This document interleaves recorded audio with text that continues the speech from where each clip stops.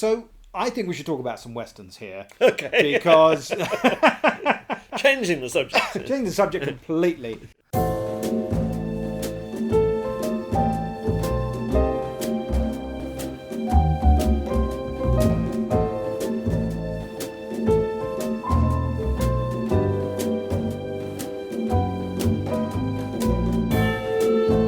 I'm your host, Sergio Angelini, and welcome to Tipping My Fedora, where we discuss movies, books, TV, radio, and much more besides, all from the darker side of the street.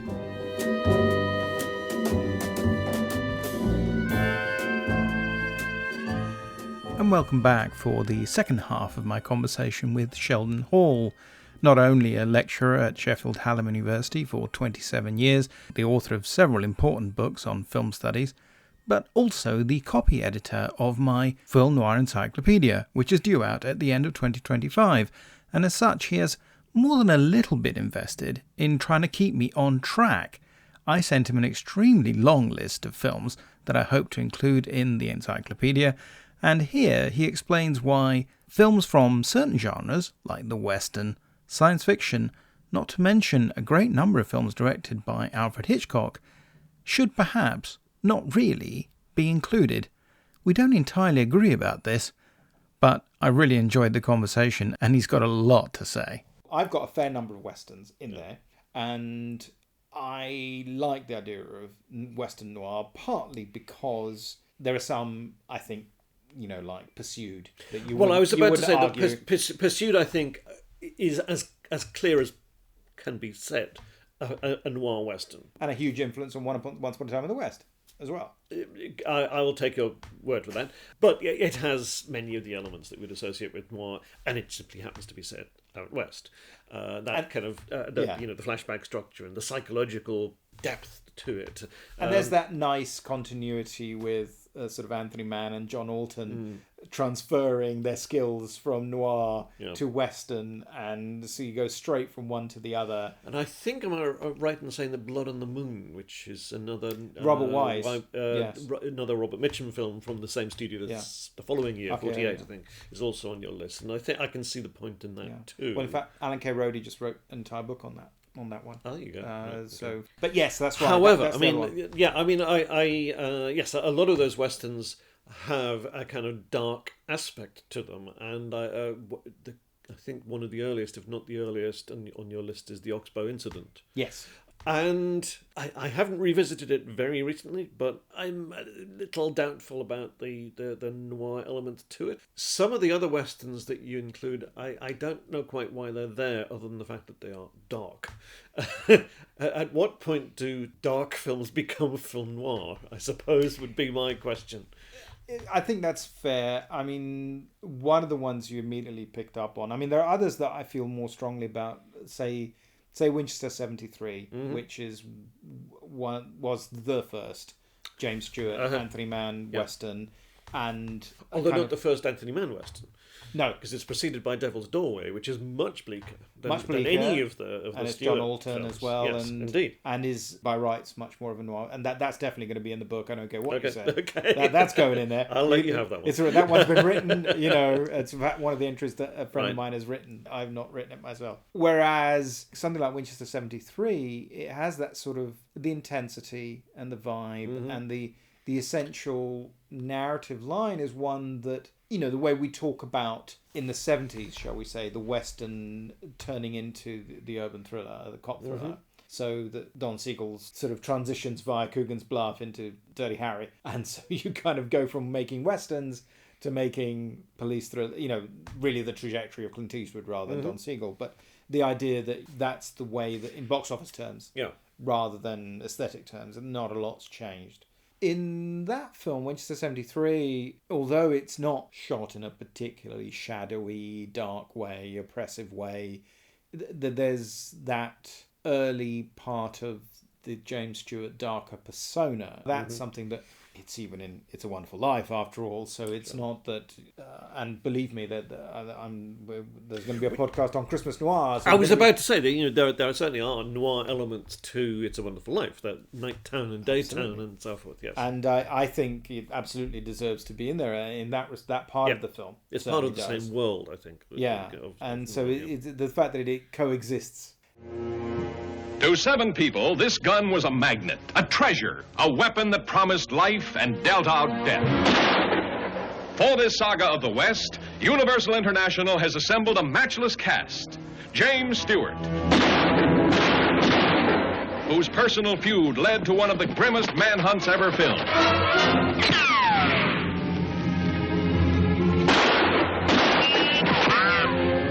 Shelley Winters, trigger-sharp and dangerous in her own way. Dan Duryea as vicious Waco Johnny Dean, who killed to get the gun. Stephen McNally, brutal, deadly, who wanted the rifle to slaughter men. And one of the films that I think we both wanted to talk about, and we both realised that neither of us actually either seen it or seen it recently enough, was Whispering Smith, which was a film that Alan Ladd made as his first Western and his first film in colour. So it's a Technicolor Western, big expensive film. Paramount famously didn't have a Western set at the time. They used to use other people's, and I think they used to use Republic's, didn't they? So they built one for this one, and it stayed for decades, and it's where they shot Bonanza for TV and things like that. And they even built a railway track, and that got used, and so on and so forth. So yes, I was struck by that. I was noticing the kinds of additions that only a major studio would be able to afford in a Western of this scale. Yes. It's Ladd hitting a new high for excitement as the thundering conflicts of a great action novel plunge him into one thrilling adventure after another, tracking the night looters who blast the main line, riding for revenge against the marauders who terrorize the West. But I realised, after you mentioned it, I thought I'd better rewatch this. I rewatched the early part of the film, which introduces us to the Alan Ladd character, who's called Whispering Smith because he walks slowly but with a big stick, sort of thing. So he's... when he comes up behind you... He comes up behind you and whispers, you know who it is. No, it's some person whispering. But it's little Alan Ladd. We get told this by his best friend, Robert Preston. That opening sequence where it's raining and it's dark and it's these 3 men who think they've killed the Alan Ladd character. They've not been successful, but sadly his horse has to be put down, which is probably the thing that would upset most viewers today, I would imagine. Then they go to the stop for the train and they kill the man who works there. And I earlier on was saying to you, the way it plays, and I'd remembered it in my mind, it's almost like the beginning of Robert Schodmack version of The Killers, which is that they come into town and they kind of take things over, and visually that I think works. What's also true is that is not even the first reel, and after that it's a very basically conventional big budget Technicolor Western that focuses slightly oddly, but focuses on this friendship between these 2 old mates who used to bunk together. They've known each other for years. There is something very interesting going on about the Robert Preston character there. I think you watch it now and it feels coded as a romance, really. He sort of loves him, I think. His greeting on seeing Smith for the first time is, "Hiya, sweetheart." I know, and gives him a kiss. And would you like to get out of this wet clothing? So, yes. I mean, it's... you don't have to look very far for a gay subtext. It's not subtle, and yet this is very surprising. And then it becomes he married the girl that Alan Ladd also loved, and so it's that kind of the Butch Cassidy Sundance Kid thing where it's really a bromance, and the woman is a sort of conduit between one to the other almost. That's not entirely fair in terms of Butch and Sundance, but you can see why people might start to wonder about that, because the Brenda Marshall character, she's there a kind of moral alibi, but she's more of a I was gonna say beard. Well, okay, but fundamentally it's Preston goes bad, which isn't terribly successful, and in my mind I thought it was more intense as a psychological study of a character who seems nice and welcoming but who goes the wrong way. It's like Breaking Bad. You know, it's a character who goes wrong. I don't disagree with any of that. All I would say is that it is absolutely conventional for a certain kind of Western subplot in which Robert Preston was more often than not cast in that kind of role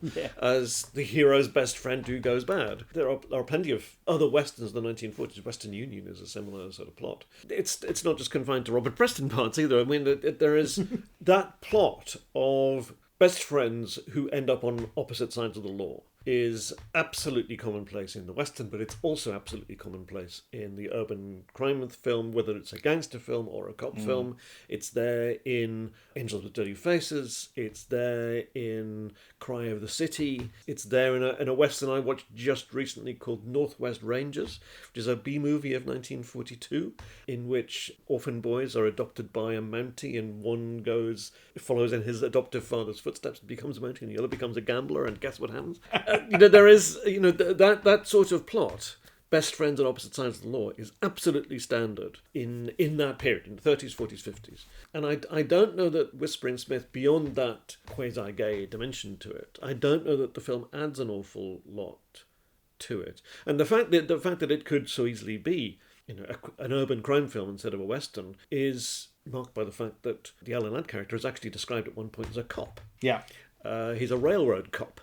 You can transpose that entirely to a modern urban setting, change the iconography, don't build a Western set, just borrow Warner's save about $1 million, Chicago set or something. It's the same story. Yeah. And so the question we're asking is there a noir dimension to this? I don't know that there is. I mean, I take your point about the opening sequence having that very kind of striking quality because of the darkness and the rain and the three killers and so forth. Is that enough? No, you've convinced me. It's coming out of the book. So no, job done, Sheldon. You're quite right. However, here's something that we're not going to agree about. Okay. One of the categories that I think you've pinpointed is the horror science fiction category as one that you think is potentially problematic when we talk about noir. I haven't included a lot of films of that type, but I have included two of the Val Lewton films, the most important one of which is The Seventh Victim, which is one of the few that doesn't actually, out of that cycle of 9 films, it's one of the few that doesn't have a genuine supernatural element to it. The other one's is really bedlam. But in that one, it's about people who are practicing witchcraft in modern-day New York. But it's a film about very dark, oppressive themes. It's really a film about suicide and about loneliness, urban despair. And I think it's a magnificent film. It's one of my favourite dark films of the era. So in that sense, it's a film that I would want to include in the book because it allows us to explore the milieu and the feelings of film noir. Certainly stylistically has the look of a film noir, directed by Mark Robson, without being... Sorry? His first film, I think. His first film, yeah. But very much not an obvious crime thriller. Absolutely not. And yet at the same time, because they could be Nazis, they could be spies, right? But instead, no, they're a satanic cult. They prey on the weak. Again, you change the you tweak it slightly, and it's Rosemary's Baby. But here, I find it a wholly remarkable film of its time, a beautifully made one. But that's just saying I think it's a good film. I just think that the style elements of it, the subject matter, make it... I suppose we have to use this phrase, perhaps noir adjacent.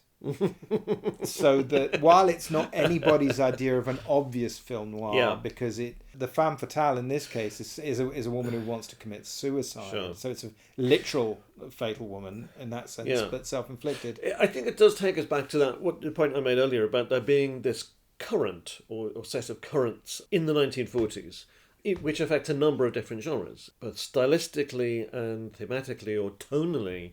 It belongs with noir, even if narratively it doesn't. But I think that pessimism about society, about possibility of redemption and so forth, is a feature of even the pre-war wartime setting. Bizarrely, when you associate depression the war era with but the war era you tend to associate with escapist musical comedy, rather than that kind of depressive and oppressive and paranoid atmosphere that is represented by The Seventh Victim and those other relatively early noir films that we're talking about, the crime films. But yes, it's part of that kind of countervailing tendency of that same period to somehow embrace or explore the dark can I ask you, this may be overly specific, but a lot of textbooks and a lot of resources, shall we say, some online and so on, absolutely pick on Stranger on the Third Floor as being the first film noir in that sense. Now, I tend to push against that a little bit, but I've had a lot of people sort of say, no, it really is. To me, it feels still like a transitional film. It's played kind of as a horror film because it's got Peter Lorre very much in. He's not in it that much, actually, but he's there to kind of provide the horror impetus in terms of sales. So you position it that way. It has these dream stroke nightmare sequences that are they're filmed in the expressionistic style, but again, they're kind of Kafkaesque nightmares of guilt, and therefore fall within that accepted category, which is that nightmares tend to be shot in a certain sort of way.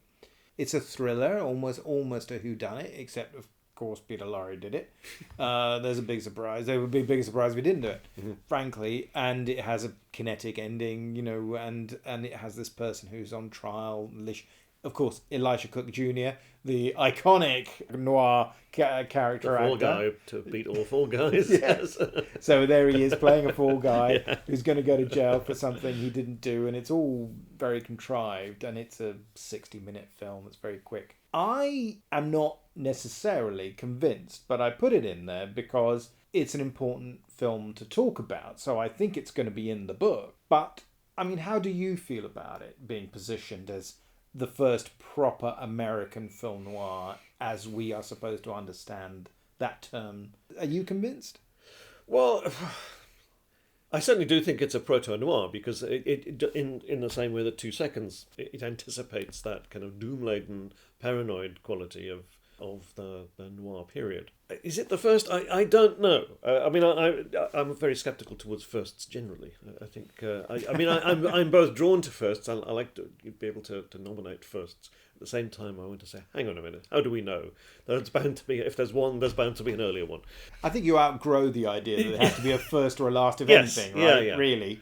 No, I would see it as, rather than trying to mark a starting point, I think we can talk about patterns of development and so it's proto. It's not the first. Things that anticipate. Yeah, that's what I think. I think it's a stepping stone.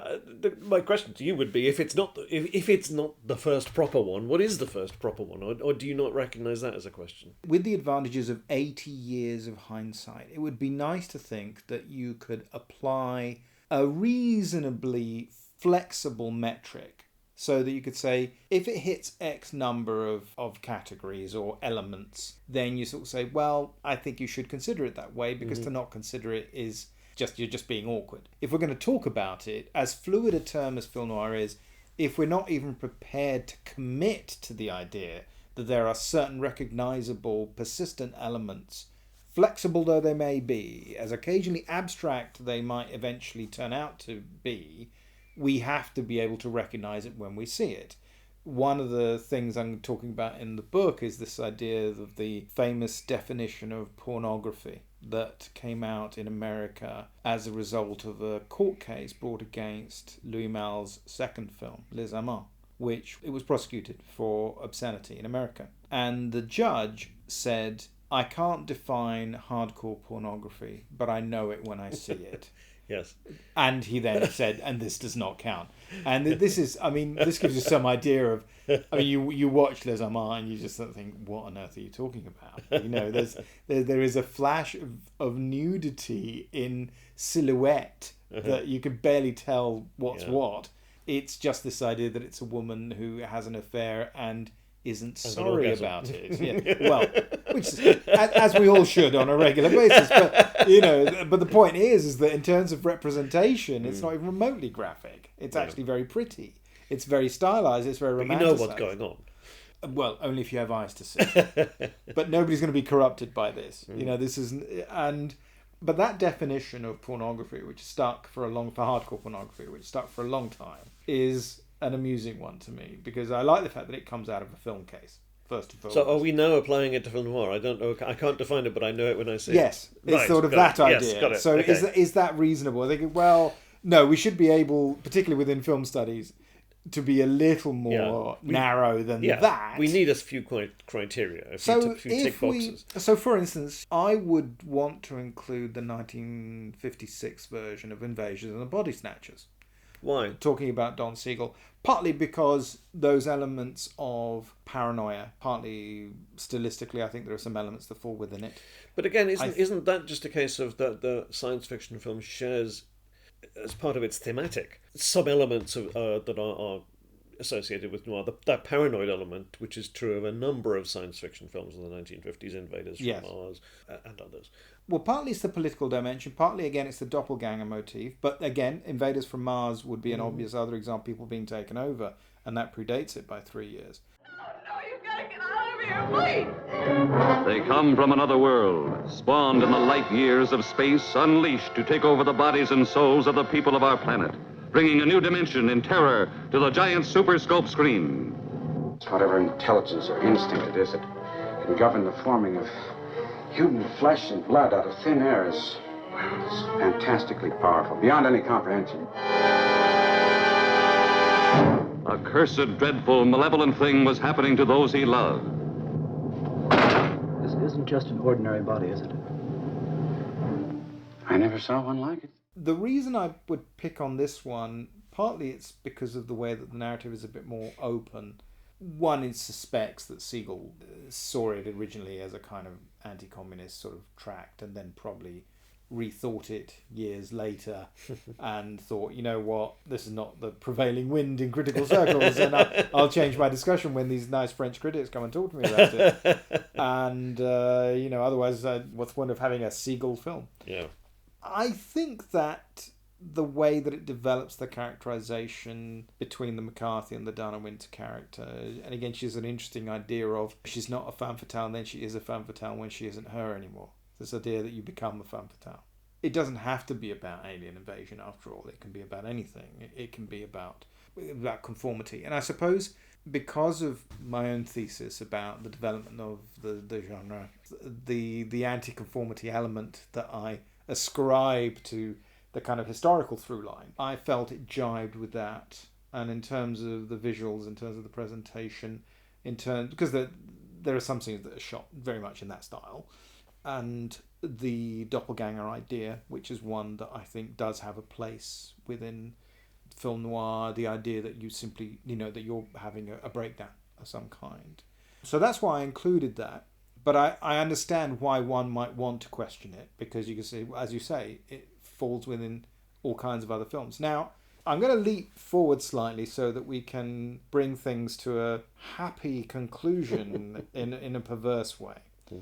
In the first edition of the Encyclopedia of Noir that Alan Silver and Mussini and Elizabeth Ward worked on, they have a whole section devoted to Hitchcock as being a problematic person in terms of noir. In auteurist terms, he's his own genre, he's his own master, and therefore to slot him in with a movement, a style, let alone whether you're prepared to call it a genre, it becomes problematic. So Michael Walker makes a similar point here, and in discussing Hitchcock in relation to noir, that Hitchcock tends to be seminal in that he tends to make the first film of cycles that then become imitated by others. He makes those kind of big landmark movies like Rebecca and Spellbound as a psychological thriller and so forth.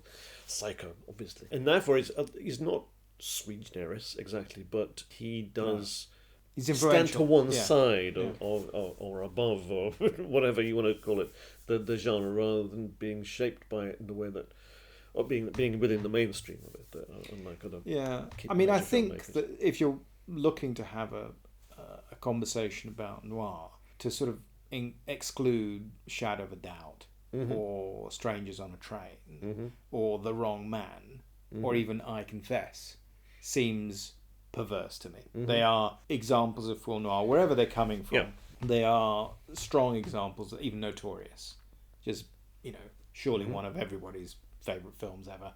You can absolutely say this falls within that category of films which a kind of suspense, melodramas, mostly shot in black and white with a very specific kind of style that deal with certain kinds of themes, and that brings it all under the film noir umbrella, which doesn't stop them being Hitchcock films. The first time I saw Hitchcock in the cinema was in that re-release in the mid-80s, when those 5 films that had been unavailable for quite a bit were given new 35mm prints. And the first one of those was Rear Window, which to me became this instant classic to me. I just thought, I've never seen it before. It's fantastic. I love it.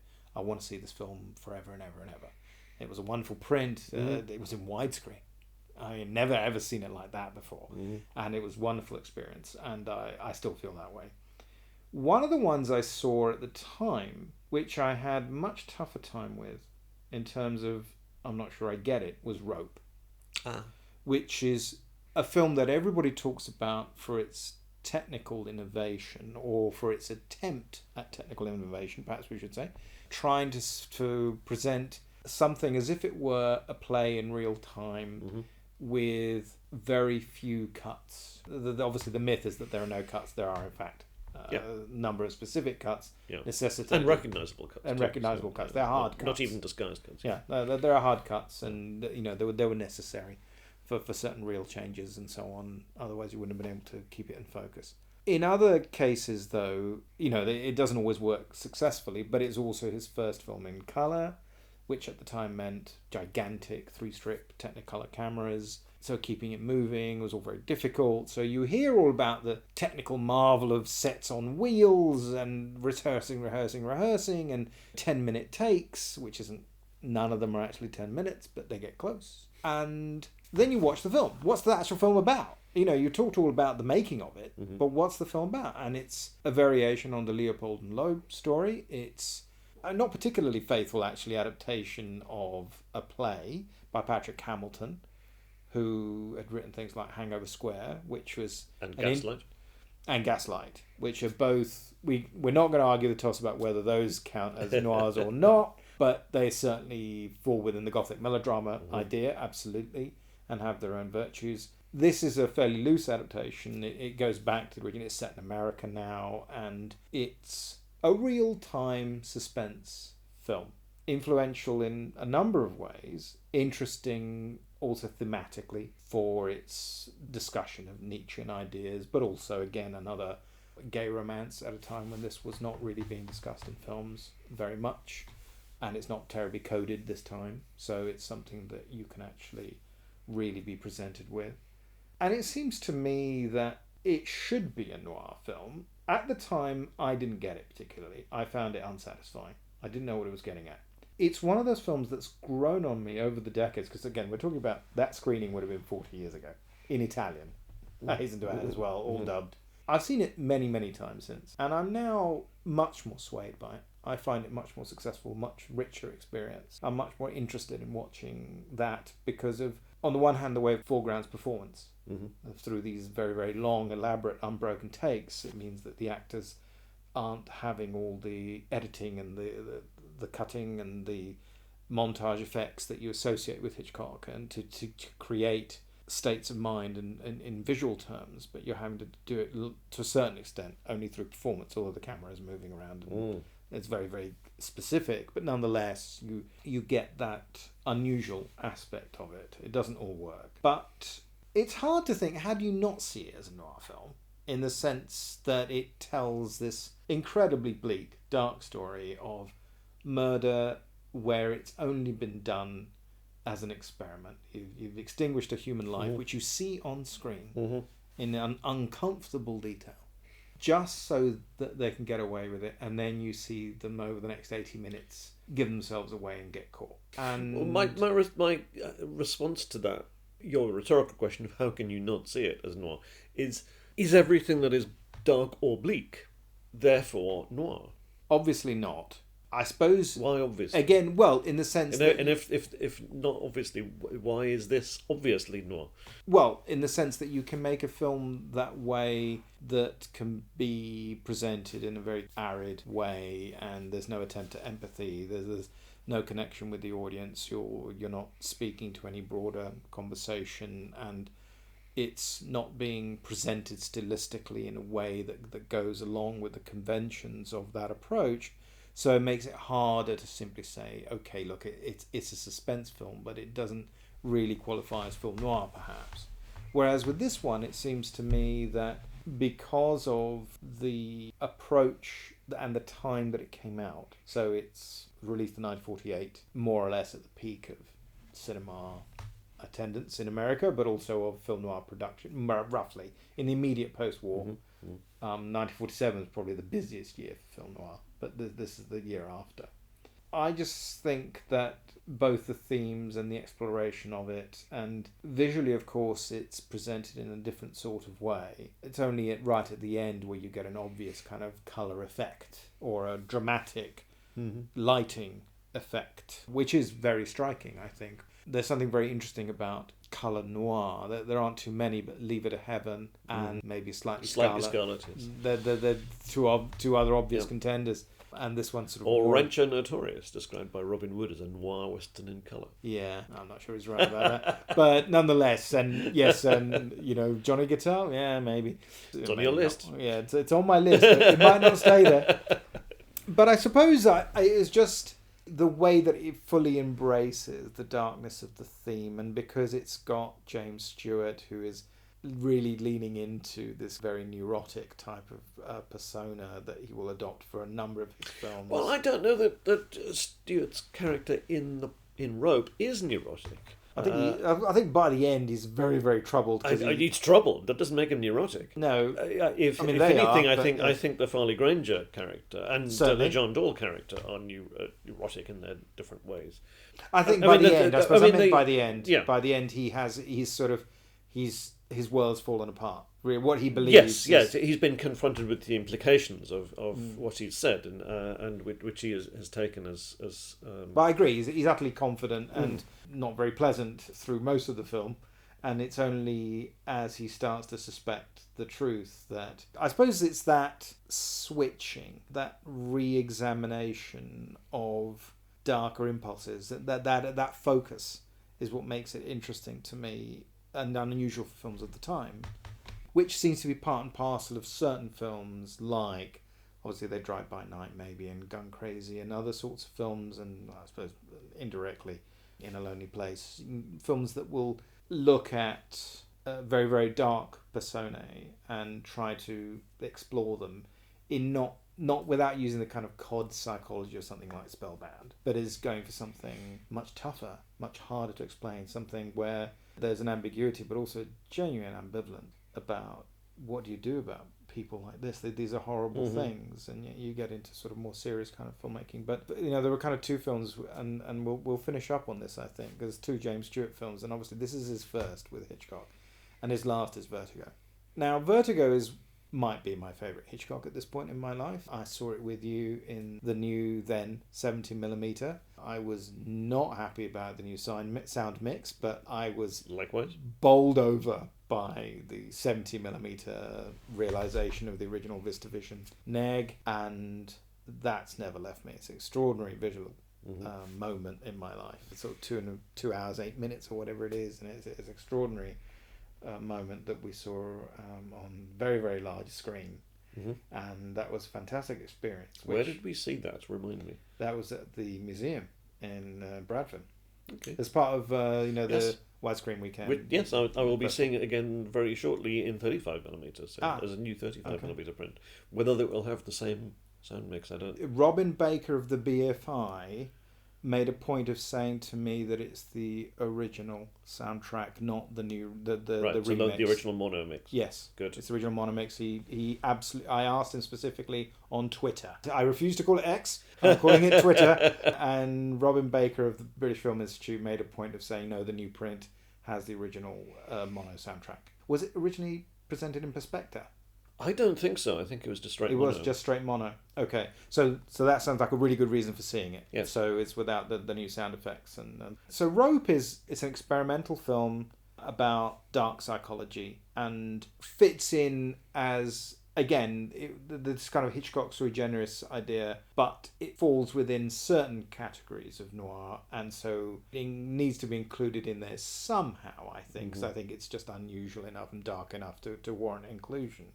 Vertigo, which sort of comes at the tail end of what most people consider to be the classic period, along with Touch of Evil. I think it continues into about 65, 66, but a lot of people cut it off 58, 59. Or maybe 60 with Psycho.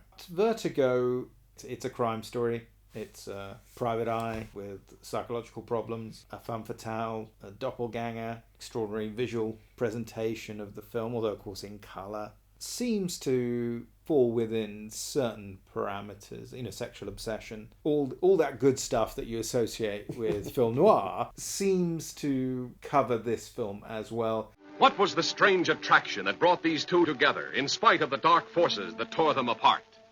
The specter from the past that drew her to the ancient headstone in the mission graveyard. The compulsion that drove her relentlessly to the point of no return.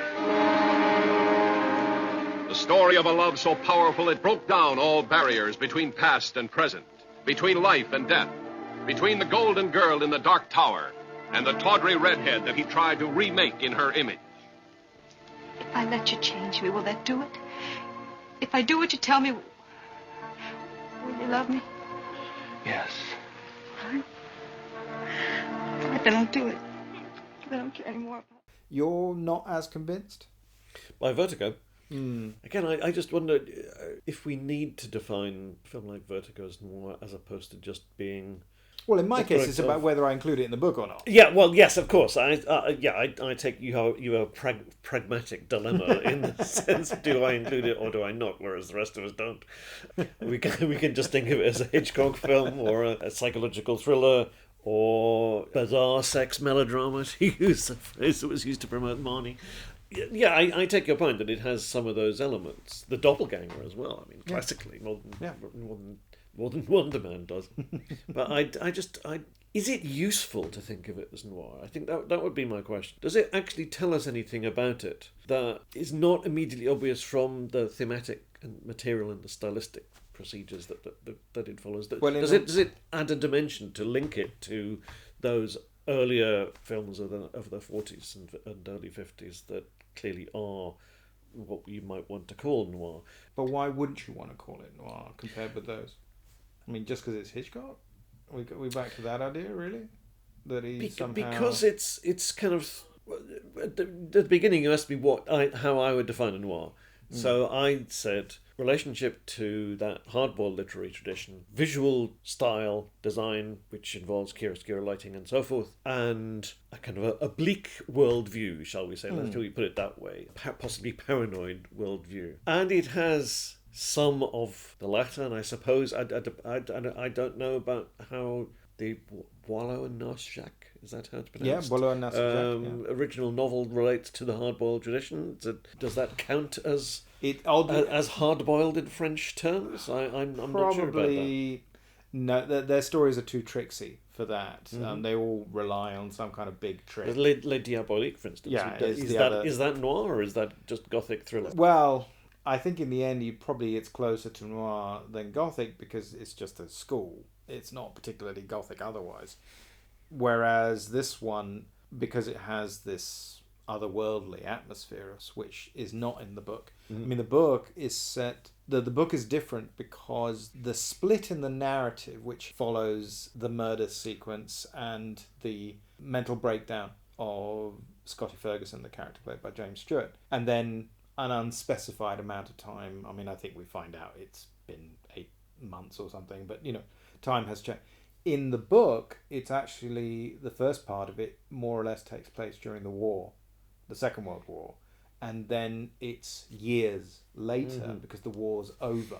And that actually is the reason why the husband character exits the narrative, because it's many years later and, the world has changed. So it has, on the one hand, that slightly more realistic element to it. Because in fact, in the book, he recognises her from a newsreel at the cinema. He sees this woman who reminds him of this person he fell in love with, who was the wife of his old friend who died, who committed suicide, he thinks.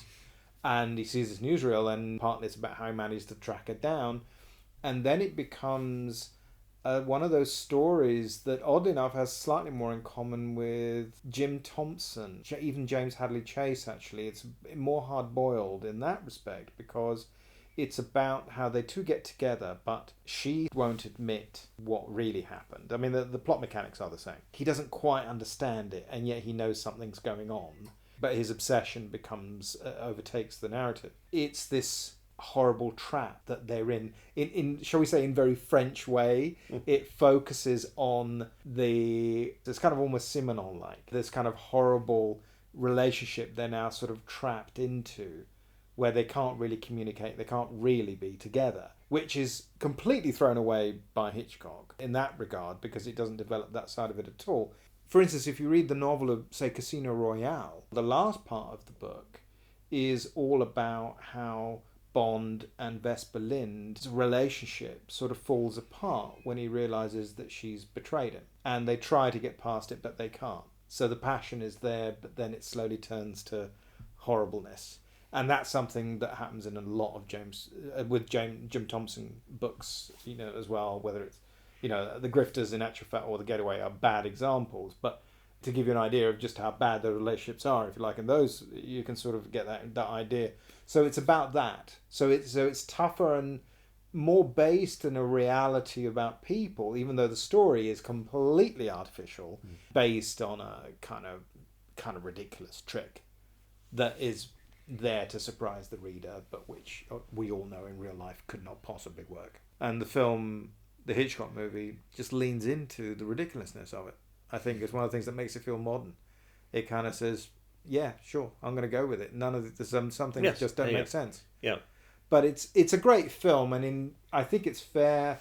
And we wind up our conversation on film noir scepticism. It says, well, it can be a great film, and it can count as film noir.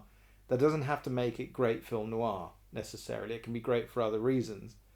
But equally, we can, just because you've ticked certain boxes, that means you'll get entry to the club, doesn't mean that you would want to go there to ruin the Groucho Marx line. I wouldn't want to be a member of a club that would have someone like me for a member.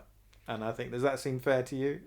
Fair enough, yeah. I mean, my own reflection on noir is that I wonder if it has lost its descriptive usefulness, because it has been so widely applied to all kinds of films that are just contemporary with wartime and post-war period, and sometimes not even that, which dilutes any notion of it being something specific. If it's a bit bleak, it's a bit dark, it's film noir. If it's in black and white, it's film noir. If it's a crime story, it's film noir.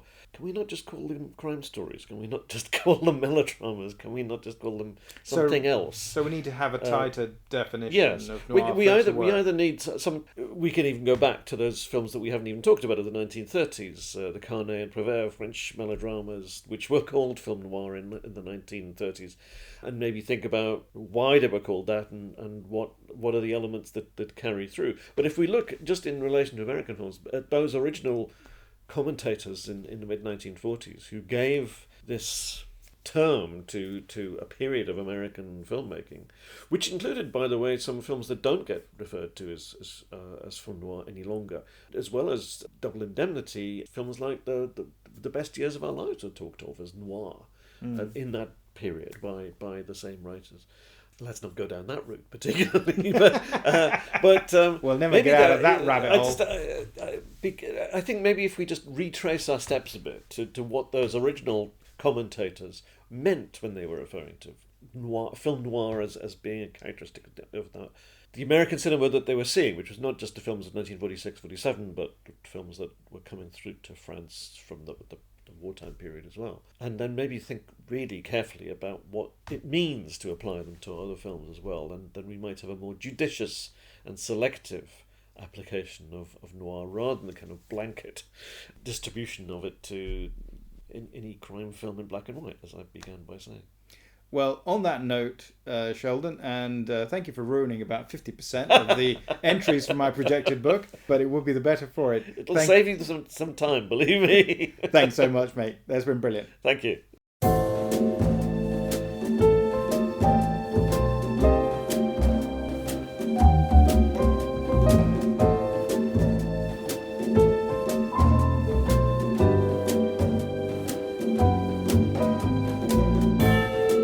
You have been listening to Tipping My Fedora, the show about all things noir. It is produced for Castiglione Publishing by me, Sergio Angelini, and our theme tune is by Petar Milinkovic, whose work is available through Tailkeeper Music. All audio clips are the copyright of their respective owners, and used under fair dealing and fair use exceptions solely for the purposes of criticism and review. Please subscribe to Tipping My Fedora wherever you get your podcast fix. And it would be great if you could leave ratings and reviews about the show at Apple Podcasts. Be seeing you.